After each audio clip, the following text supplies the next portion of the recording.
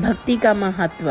हे सर्वांतर्यामी देवदेव श्री कृष्ण, जो मिथ्यात्मक वस्तुओं से आँखों के बद्ध हो जाने के कारण दुख भोग रहे हैं, उन आर्त मनुष्यों के लिए आपकी चरण सेवा सबसे अधिक अभयद है, ऐसा मेरा विचार है।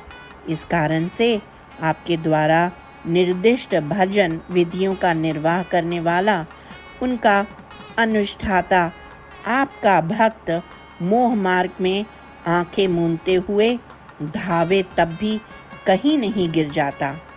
जिसकी आत्मा आपके बल से प्रेरित है, वह मैं यहाँ इस लोक में शरीर, वाणी एवं मन से जो कुछ करूं, वे सब आपको अर्पित करता हूँ।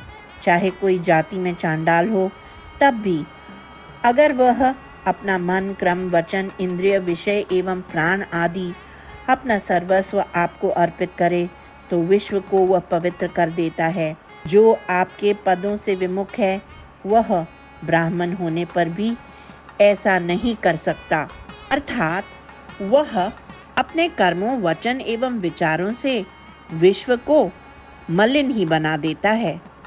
भय उत्पन्न होता है अपने से भिन्न किसी दूसरी वस्तु से। यह दूसरी वस्तु मन द्वारा कल्पित है, अर्थात इसका वास्तविक अस्तित्व नहीं है। ब्रह्म, जीव और अन्य तत्, अहम और इदम में कुछ वास्तविक भेद तो नहीं है, एक ही है। अतः भय को दूर करने के लिए एक एकात्मता का अभ्यास करके मैं अपने हृदय, मन को बुद्धि से यथाशक्ति रोक लूँगा। फिर भी जब कभी मन पुनः माया द्वारा विद्ध जाता है, बाधित हो जाता है, तब यह एकता भाव नष्ट हो जाता है और जीवी भय से आक्रांत हो जाता है। उस समय मैं माया के अधीश्वर आपका बड़ी भक्ति से निरंतर भजन कर इस भीति को छोड़ दूंगा।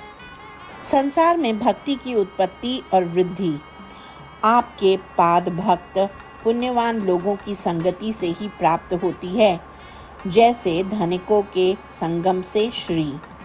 हे देव, मुझे उनका सत्संग निरंतर मिलता रहे।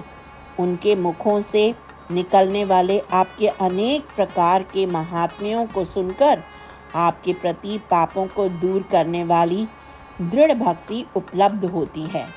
संसार में मोक्ष साधन के अनेक उपाय हैं, जैसे ज्ञान, कर्म, भक्ति, योग आदि। इनमें से एक भक्ति का समादर करते हुए आपके शुभद अवतारों की लीलाएं एवं आपकी नामावली को गाते हुए और उन दोनों चरित्र वर्णन एवं नाम जप से मन को सवेग आर्द्र करते हुए एक उन्मत्त मनुष्य की तरह कभी हंसते, कभी रोते, कभी गरजते, कभी गाते और कभी उछलते, कूदते, नाचते हुए लोक से अलग होकर उससे बिना कोई नाता रखे मैं घूमता फिरता रहूँगा। हे भगवान, एतदर्थ मुझ पर करुणा करें। अपने मन का नियमन कर मैं इन पंचभूतों तथा उनसे उत्पन्न पक्षी, मछलियाँ, जानवर, मनुष्य, मित्र तथा शत्रु, इन सब का नमन करूँगा, क्योंकि ये त्वन्मय हैं, आप ही हैं। हे लोकनाथ, आपकी सेवा, उपासना, भजन आदि द्वारा आपकी कृपा से मुझे दृढ़ भक्ति, वैराग्य, आपके तत्वों का ज्ञान आदि सब कुछ बिना प्रयत्न के, बिना क्लेश के प्राप्त हो जाएगा। मन के आप में लीन होने के कारण संसार मार्ग में होने वाले भूख, प्यास आदि कष्टों से विवश न हो जाऊंगा। आपके निरंतर चिंतन ध्यान में लग जाऊंगा और एक क्षणांश के लिए भी आपके चरणों से नहीं हट जाऊंगा। वस्तुओं की, सारे प्रपंच की माया जन्य अर्थात सब कुछ माया कल्पित है, इस तथ्य के ज्ञान से इष्ट लाभ पर संतुष्ट तथा अनिष्ट के आने पर दुखी न हो जाऊंगा और आपके नख चंद्र की चांदनी से आत्मा को अत्यधिक शीतल करते हुए इस लोक में घूमता फिरता रहूँगा।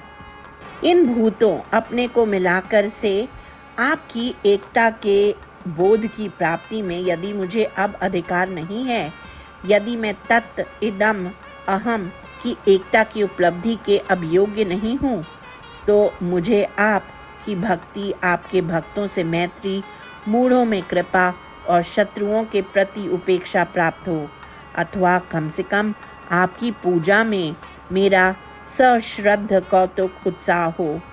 आपके ऐसे सेवक भी अविलंब श्रेष्ठतम भक्त बन जाते हैं।